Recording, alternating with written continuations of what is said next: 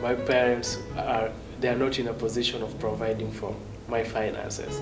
So I had to look for a job off campus or on campus in order to pay for my rented food. And it was really, really hard for me at this time to get something to do and to raise the money to pay for my utilities. And life just got so hard. I mean, it was just difficult to get somebody I could approach to help me. Life just got so hard, and I said, you know, if I would be at home right now, I don't think I would be going through the same thing I'm going through right now. And I just felt I just need that ticket and just go back home.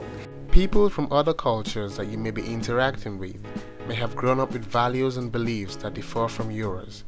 And because of these differences, such as the way they dress, the way they speak, the things they talk about, and the way they express themselves, the importance of various ideas may be very different from what you were used to, and it becomes difficult to get along. There have been several students that I have had in my classes that have been international students. What I found with them is that they have come to me and asked or let me know that they were having adjustment problems. One student this semester was from Saudi Arabia, and she mentioned that she was having difficulty with the assignments because of language. And so she asked me to maybe alter when her assignments are due to give her more time to adjust to the language. And I did help her with that. There have been other students who've come to me and mentioned the difficulties that they might have had dealing with cultural issues. One student, for example, maybe was in the wrong place at the wrong time, and he was arrested. And so I think everything turned out in the end okay with him, but then I found myself acting as a social support for him. And so it becomes apparent immediately that the students do need someone to talk to, and so I would invite them to come and talk about what kinds of issues they were dealing with. Bangladesh people are too much conservative. You can't even smoke in front of your seniors. They will think that you're going bad or that kind of stuff. But here everything is free. After 18, people can drink and everything is open. And in our country, you can't even hold a girl's hand in front of any people because they don't take it normally. First thing is English. We talk in Bangla. Here I have to. At first, when I get here, I don't know how to talk. I went Wendy's or Burger King.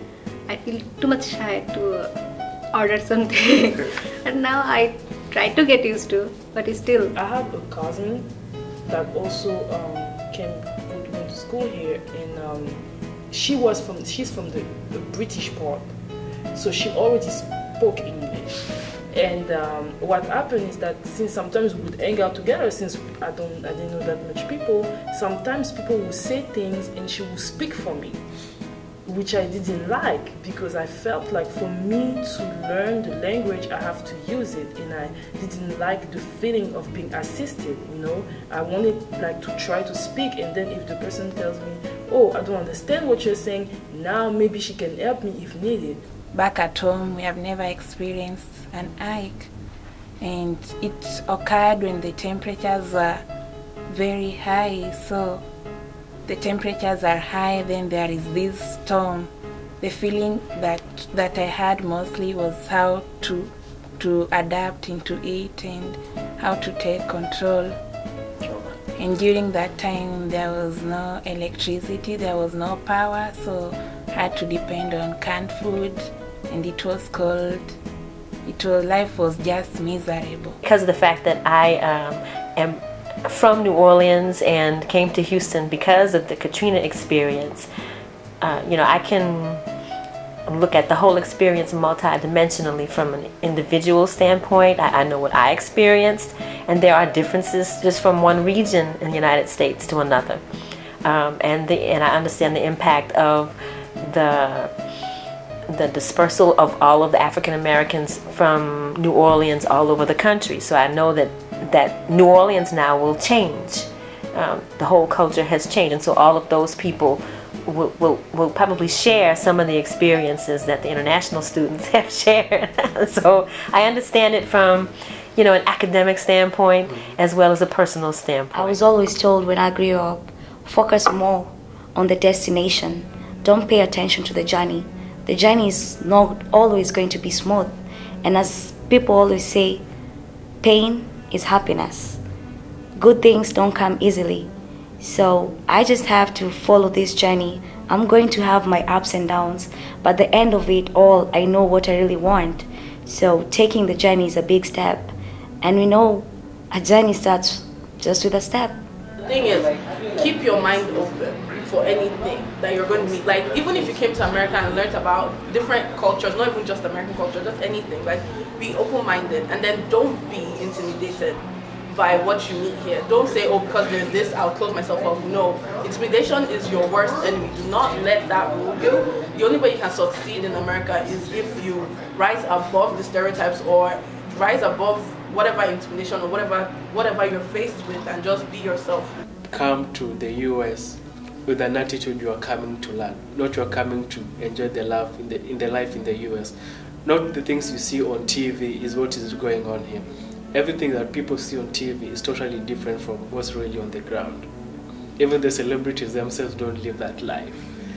So come with a mind that you're coming to learn, you're coming to make a difference, and everything will move perfectly. America is a free country, and hard work will always get you somewhere. Most people come here and, like I said, they tend to forget what they actually came here for, because when they get here they see so many stuff they've not seen. For example, freedom, liberty, you know, you do whatever you want to do, nobody is there to tell you, I mean, besides the cops when you get on their way, but I mean, like, your fellow folks are not going to tell you what to do. You don't have mommy and daddy sitting you around ordering you what to do. But I'm just saying, like, if you come in here, I'm just going to say, just be prepared for the temptation, because they're surely going to come. Always represent, remember where you're from. Like my parents will always say, we're not Americans, we're Africans. Represent where you're from, no matter where you go. Right. Don't change for nobody. If you want to be an international student studying in the United States, you have to be ready. You have to be financially ready, and you have to be mentally ready. Because if you don't have those two, it's going to make things, it's going to be very, very, very difficult. You have to be open-minded. You got to make sure you're financially ready, because the United States is a very expensive country. Studying here is very expensive. You have to be physically and mentally ready, and be able to hustle all the time, hustling. The only time you should not be hustling is when you're sleeping. The good news is, culture shock is temporary, and it is natural to have difficulty adjusting to a new surrounding.